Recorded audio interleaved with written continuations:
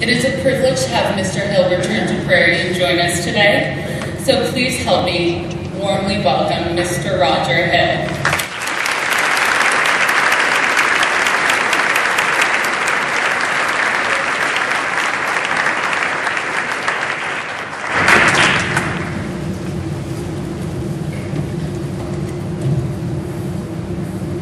Thank you, Tara, for those really kind words. Thank you, trustees, parents, grandparents, friends, and most importantly, class of 2014, for inviting me today to speak at your commencement. I must say, when Mark was kind enough to reach out to me, I was honored to be invited, but I have to also say quite nervous. My father used to always say that if you're not nervous, you don't care. So I will assure you, even with all the wonderful spots I've had a chance to speak throughout the world, I'm extremely nervous about being here today and hope the words that I share with you will mean the same things that meant to me when I was here 33 years ago, experiencing what all of you are experiencing today. Today will be one of many more chapters in your lives, and potentially one of those chapters will lead to writing a great book, building a business, falling in love, falling out of love, falling in love, falling out of love, and probably doing that a few more times, I'm sure.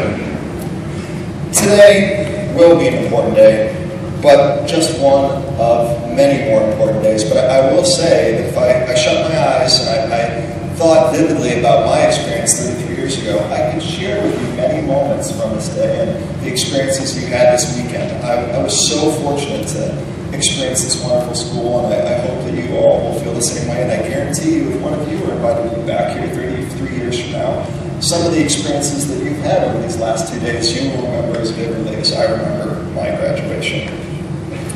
There are three things that I wanted to share with you today. Number one was the gift of learning. And number two is finding and developing a passion, or if you have that passion, continuing to fuel it. And then number three, paying it forward. I want to share this thinking to all of you today through the lens of the great author, and for those of you that did not know her, I'm sure you now do, Maya Angelou, who sadly just passed away. She had a quote, and she says, and I quote, "I've learned that people will forget what you said. People will forget what you did, but they will never forget how you made them feel." And I really hope today, after I'm done talking, whether it be next month, next year, or many years from now, even if you can't remember exactly what I said, you will remember how I made you feel. As I reflect on the gift of learning, it brought back so many wonderful memories of being here at the Prairie School. I also thought about the wonderful friendships that last still to this day that I developed here. I was so fortunate that I had two generous parents that gave me the opportunity to attend this wonderful school. However, it was incredibly fortunate for us that Mrs. Johnson and the Hilbert family and other families had the foresight and the generosity to create this unbelievable school.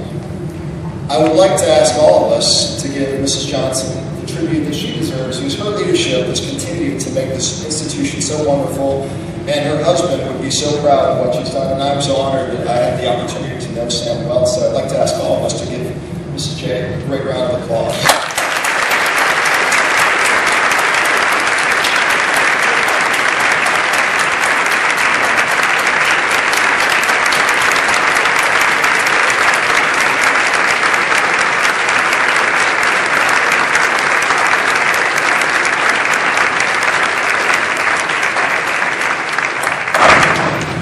Next year is going to be the beginning of the 50th year celebrations. I'm sure and I hope that this acknowledgement of Mrs. J will be the first of many times that we'll all be paying tribute to her, and I look forward to coming back and celebrating with all of you. And I know that 50 years from now, this great institution will continue to prosper. I will tell you, as you head off to college in those 9.5 short weeks, that is truly when you will be able to appreciate this amazing facility, the incredible faculty, the curriculum, and what a beautiful location that the school is in. That said, as I paused and I reflected and thought about those great memories, I also also wanted to be very honest that in addition to those wonderful memories, there were some experiences, probably more than 1, 2, maybe even 3 handfuls that were not so fantastic. But that's part of the journey of life that we all are on. And the benefit for all of you today is that I don't plan to focus on the past, other than a few special experiences that relate to that spirit of learning. I'm certainly not going to focus on those couple handfuls of things that were not so ideal either, but that truly is part of growing up. And when it comes to learning, this is truly something that can apply to everything, to everyone in this room. The esteemed faculty, parents, grandparents, friends, and administration that are here. However, most importantly, as it relates to the spirit of learning, I hope what I'm about to share really resonates with all of you, the class of 2014. In today's ever-fast changing world, we live in a time and speed where Moore's Law, and Henry Moore is one of the gentlemen who helped create and start Intel. Interestingly, before all of you were born, to put it in perspective, and his quote was, "The number of transistors incorporated in a chip will approximately double every 24 months." His prediction was so very true and much more. The speed of change in which we live in is incredible. And I encourage you all to embrace that speed of change because it's going to only get faster and faster. When we think about the power of what we carry around in our pockets every day, when NASA launched its first rocket and put a man into space, what we carry in our hands is more powerful than was in that rocket. So that just is an amazing thing when you think about how rapidly the world is changing and what we're living in. You've got to have that learning spirit long after you get that graduate degree or PhD that Mr. Murphy was talking about. I don't care what you end up wanting to be as you continue to grow up and graduate from university, but I encourage you to have that spirit and desire to want to continue to learn. I'll tell you that it's going to help your mind, it's going to help your personal life, it's going to help your professional life, but most importantly, it should be fun. And after all, that's what we're here for. We want to work hard and enjoy life, and I'm so fortunate and proud that I've been able to do that. Ever since I left this great institution, I left Cornell, I've been doing what I do professionally for about 25 years at the Getty's Group, and I've been so lucky that I've enjoyed almost the entire journey.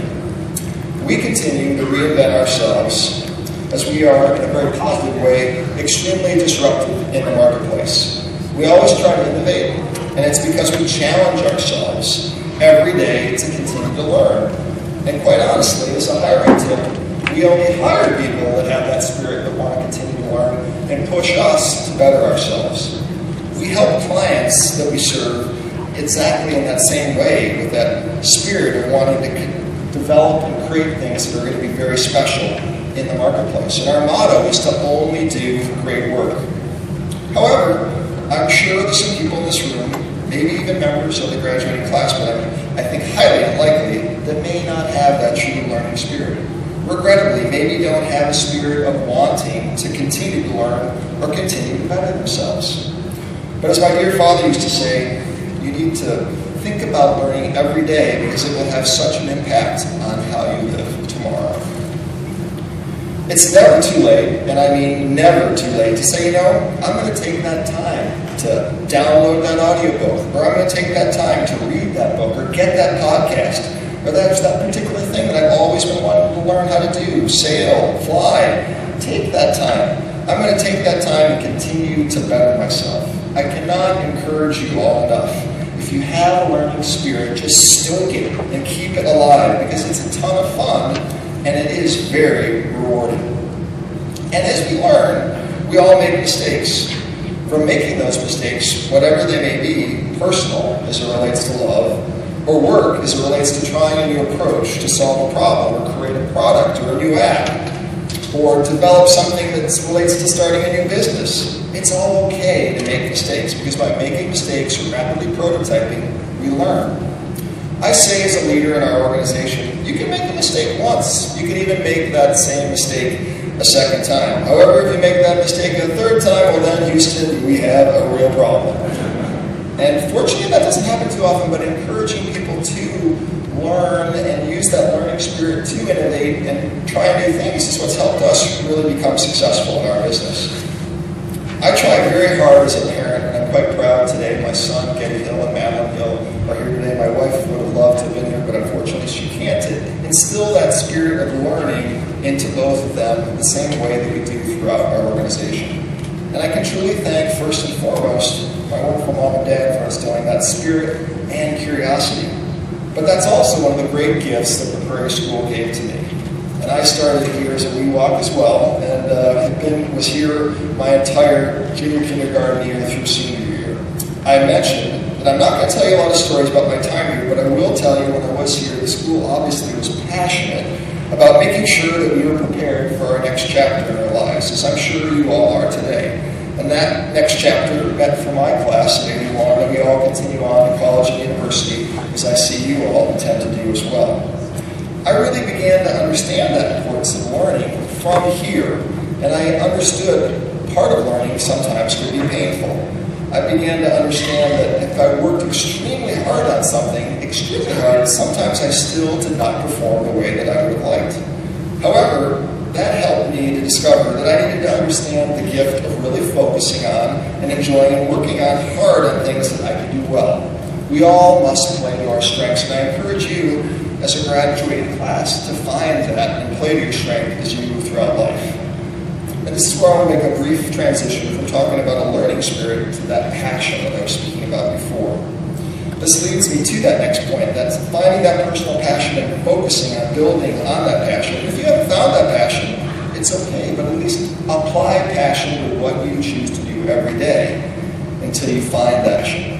Theater, film, art, the annual school auction, and as Tara mentioned, I was also the voice of the Battle of Hawks, which brings back great memories sitting in this field house, since this is where we used to compete.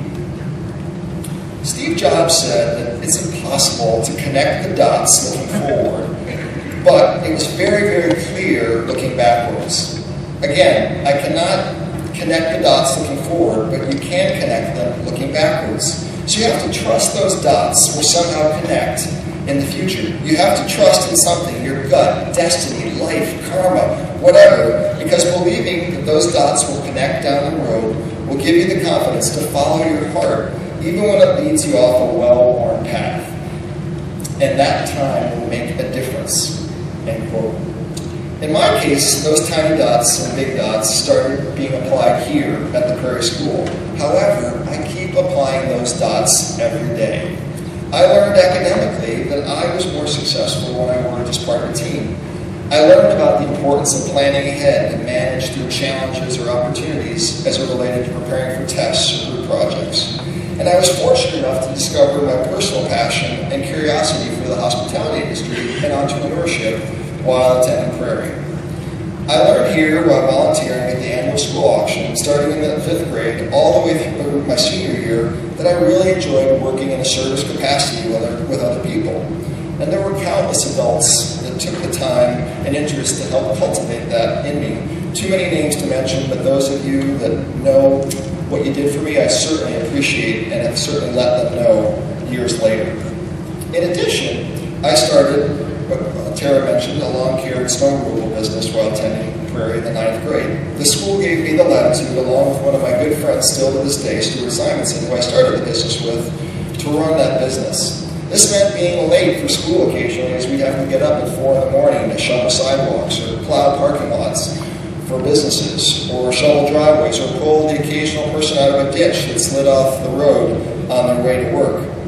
And I still use the skills that I had today when I developed that business at the Getty's Group, because I work with 3 of my closest friends that I started the Getty's Group with that were my college roommates. So working with friends here and working with friends today is certainly something that I appreciate Prairie helped me understand and gave me the guidance and opportunity to run that business while being a student here. That curiosity and passion to work hard at that job, I really can't thank the school enough for giving me the opportunity to experience.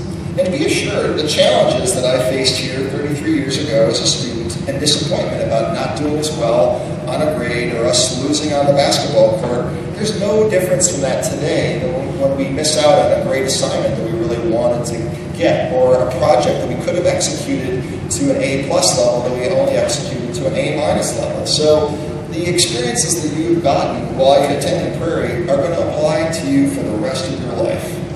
You may not be lucky enough, as I was, to know, graduating today, what you want to choose to do. However, I so recommend that you find that passion so you'll be able to be successful personally and professionally when you find that passion and you connect those lovely dots that Steve Jobs talked about. I love my dear wife and my children truly like nothing else, but I'm truly fortunate that because I found that passion, my close second in life is what I do every day at work. And I hope that will be the case for all of you, whatever path you choose, whether it be in the arts, or whether it be in business, or working in service and giving back to the community. Finally, as it relates to giving back, I want to talk about paying it forward. I try to live by the Spirit every day, and I'm so much happier for it. And I know you could all be as well in the class of 2014, and I guarantee it, as a matter of fact, money back. In our hectic 24/7 lives, taking a moment to hold open a door for someone on an elevator that you may never see again. Leave a public restroom maybe slightly cleaner than you found it. Greet a restaurant server in a restaurant and ask them how they're doing and really mean it. Or as you walk through the security line and greet the TSA official as opposed to just handing him your digital boarding pass and ID, say, "Good morning, officer." All those little things create positive energy. And you can lead life in a way that creates energy, or you can choose to lead life in a way that you destroy it. In my mind, creating that positive energy is truly table stakes. I can tell a lot about someone's personality and how they communicate, say with my executive assistant, or our hospitality coordinator, or other associates at the Gettys Group. If they don't treat them with the respect, or better yet, the kindness that I expect them to, they may well not even bother discuss with me an interview or a business proposition. It really does not take that much time to be a little kind to everyone each day. As you're partaking in the game of life, remember to help people the way that you've been helped throughout life.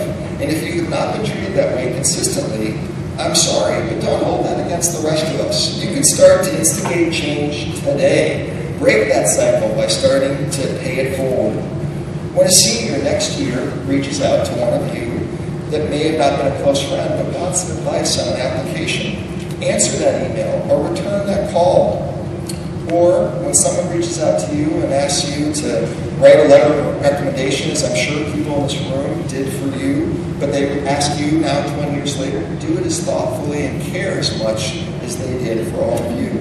Or when you're walking down the street and you run into someone that you may never see again, just say, "Excuse me," and greet them in a way to pass on some of that positive energy. What I've discussed as it relates to paying it forward takes a little time, but I can tell you, the more you give, the more you get.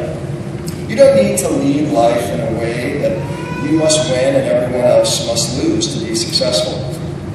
I'm living proof that you can have an incredibly successful career and, more importantly, personal life if you choose to never stop learning, find your passion, and try paying it forward regularly.